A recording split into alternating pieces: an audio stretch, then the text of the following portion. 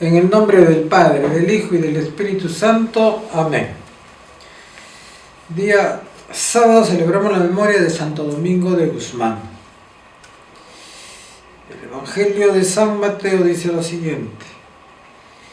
En aquel tiempo se acercó a Jesús un hombre que le dijo de rodillas: Señor, ten compasión de mi hijo que tiene epilepsia y le dan ataques. Muchas veces se cae en el fuego, en el agua.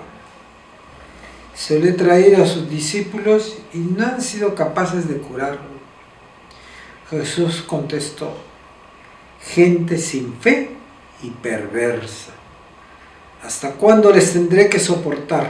Tráiganmelo. Jesús increpó al demonio y salió. En aquel momento se curó el niño. Los discípulos se acercaron a Jesús y le preguntaron aparte: ¿y por qué no pudimos echarlo nosotros?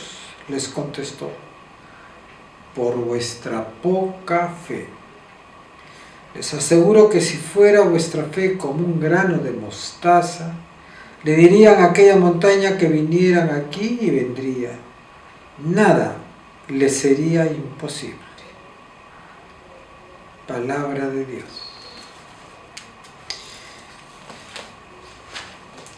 En aquel tiempo se acercó a Jesús un hombre que le dijo de rodillas: importante cómo se está narrando este episodio. Le dijo de rodillas. ¿Qué significa? ¿Por qué está de rodillas? Porque está adorando a Jesús. Porque reconoce que Jesús es verdadero Dios y verdadero hombre, o sea que es Dios. Que no es cualquier persona. No es una persona que tiene dones especiales, que puede hacer maravilla, cositas así fuera de lo común, no. Es Dios, y a Dios se le adora, ¿no? Y por eso cae de rodillas, ¿no? Señor, ten compasión de mi hijo, le pide de rodillas, ¿no? O sea, está dirigiéndose a la autoridad máxima. ¿Cuál es la autoridad máxima? Es Dios, pues. No hay una autoridad sobre Dios. Y si te diriges a Dios, tienes que reconocerlo. Tienes que reconocer que es la autoridad máxima y que de Él depende todo, no depende de ti. Entonces tienes que reconocer eso. No es cuestión que solamente lo digas, sino tienes que reconocerlo. Y es lo que está haciendo esta persona. Le dijo de rodillas. ¿Podrás tú también reconocer que Dios es la autoridad máxima? ¿O lo invocarás, lo invocarás, hablarás de Él cuando te conviene nada más, ¿no? ¿O es para ti lo máximo en toda su extensión de la palabra, ¿no? Quien quiera venirse conmigo, ¿eres tú el primero en decir yo voy contigo, Señor? Yo estoy dispuesto a negarme a mí mismo.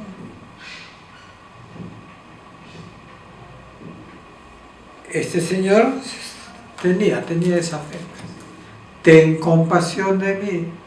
No está obligando, ¿eh? Miren qué diferente es el vocabulario del verdadero creyente. Uno de esos charlatanes de la televisión que dice: Señor Jesús, cúralo, sánalo. Oiga, y el Señor obedece, ¿no? Y lo sana. El pastor le da órdenes a Jesús. Qué diferente acá, ¿no? Señor, ten compasión de mi hijo. Ten compasión de mi hijo que tiene epilepsia y le dan ataques.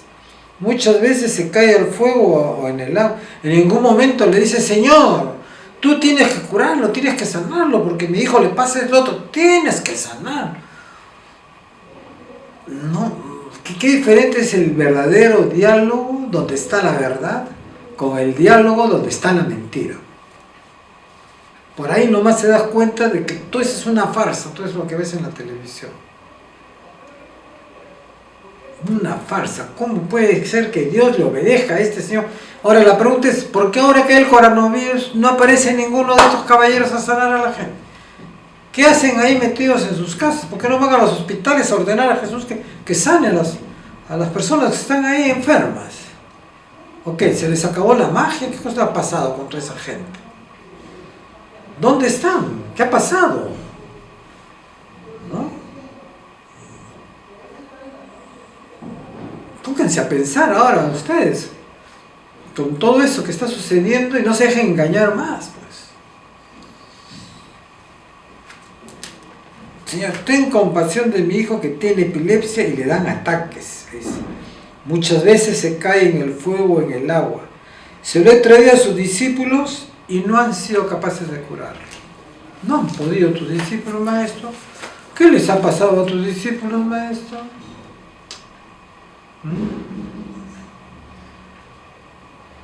¿Qué les ha pasado a los responsables?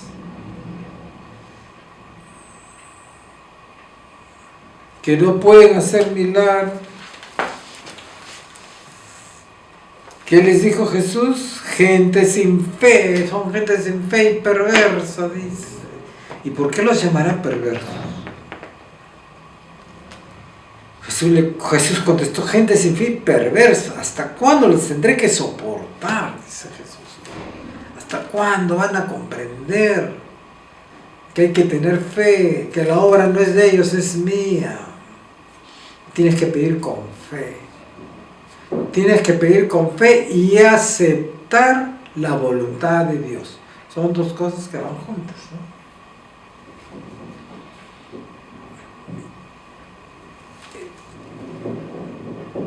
Jesús increpó al demonio y salió. En aquel momento se curó el niño. Los discípulos se acercaron a Jesús y le preguntaron aparte, ¿y por qué no pudimos echarlo nosotros? Claro, ¿cómo vas a poder hacer algo si no tienes fe?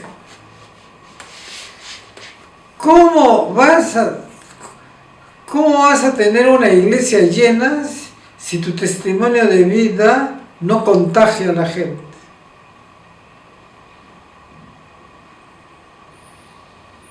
O es que no tienes fe o te has convertido en una persona mecánica nada más.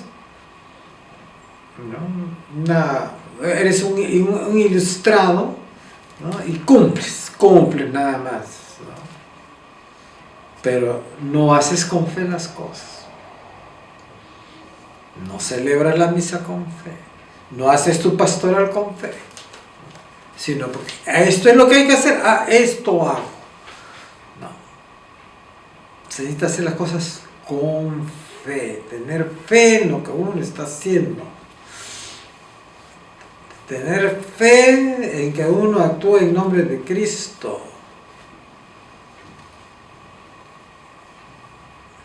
Santo Domingo de Guzmán decía lo siguiente, miren, ¿no? Entonces Domingo tuvo la idea de fundar una orden de frailes pobres y estudiosos, frailes pobres, y estudiosos, que pudieran predicar la doctrina cristiana no solo con palabras, sino con el ejemplo de su vida, sin sospechas de interés material. Fíjense ustedes. Domingo dio el ejemplo caminando con los pies descalzos, durmiendo en el suelo y ayunando y viviendo de limosna.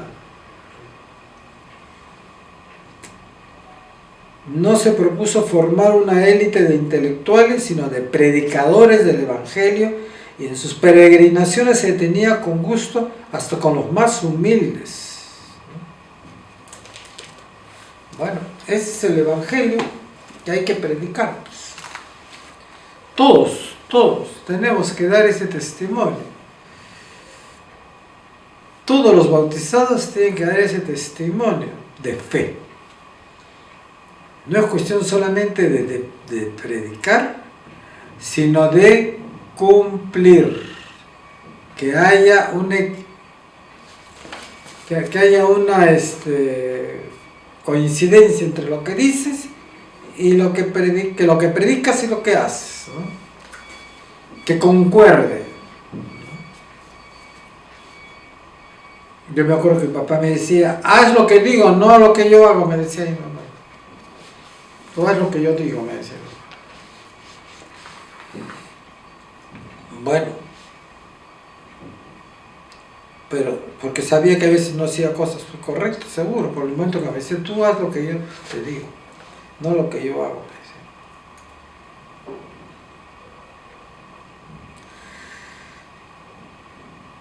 me decía. Les contestó, por vuestra poca fe, tienen muy poca fe, les aseguro que si fuera vuestra fe como un grano de mostaza, le dirías a aquella montaña que viniera aquí y vendría.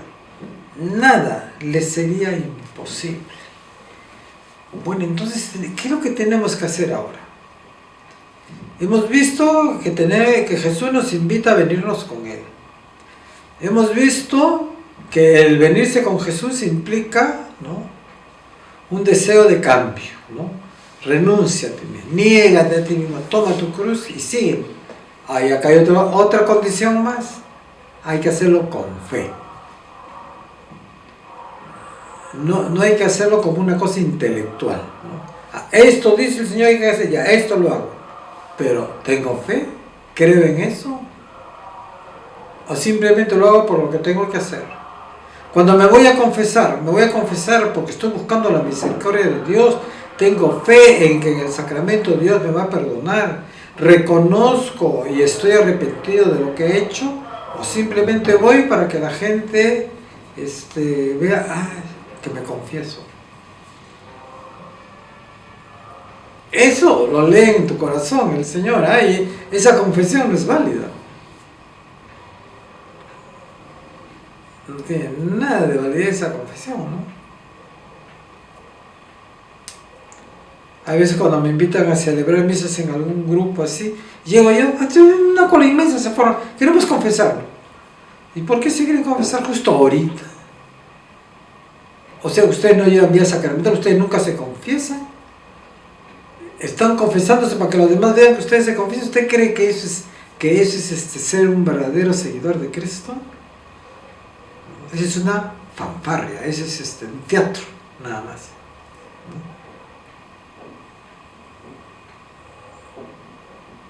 Los confieso, porque no los voy a negar la confesión, pero ellos no lo hacen con fe. No lo hacen con fe. O sea, otra exigencia para el seguimiento a Jesús es la fe y coherencia entre lo que dices y lo que haces. Tiene que haber coherencia, ¿no? Y eso hay que manifestarlo en todos los niveles de la vida. Las normas no son solamente para el clero, no. Las normas es para todo el pueblo de Dios y cada uno tiene que aplicar las normas en el ámbito que le ha tocado, le ha pedido el Señor que realice su vida en el pueblo de Dios. Desde vigilante, el que limpia la calle, hasta el presidente, ministros, banqueros, empresarios. A quien más se le dio, más se le va a exigir, ¿eh? Entonces tengamos fe, hermanos, en lo que hacemos, pongamos fe, no hagamos las cosas por cumplir. Porque por cumplir estás engañándote a ti mismo, porque al Señor no lo engañas, ¿no? ¿Y para qué te vas a engañar a ti mismo? ¿Tú crees que engañándote a ti mismo ya has solucionado tu problema? Engañándote a sí mismo lo único que haces es empeorar tu situación. Por eso es que hoy día la gente anda alterada, nerviosa, en un estado de tensión, que todo el mundo explota, se pelean en las calles, por todas partes. ¿Por qué? Porque no hay relación con Dios y los que la tienen no la hacen con fe. Lo predican, lo dicen acá, pertenecen a grupos y todo, pero a la hora que tienen que manifestar que tienen fe, sucumben. Entran en la peor depresión, la peor angustia, que Dios, ¿por qué me castiga? Que no sé qué. La culpa la tiene Dios, siempre la culpa la tiene Dios. Tú nunca tienes la culpa, pero la culpa la tiene Dios. Dios no tiene la culpa de nada, la culpa la tiene el hombre, que no sabe irse, no sabe seguir a Jesús. Él ha venido para que todos se salven, pero para salvarse tienes que seguirlo, y tienes que seguirlo con fe. Recuerda bien claro, tienes que seguirlo con fe. Que lo que tú crees, que la fe que tú tienes en el Señor y que tú te relacionas con Él, eso tiene que reflejarse en tu vida, en tus cosas. Así es como deben de ser las cosas.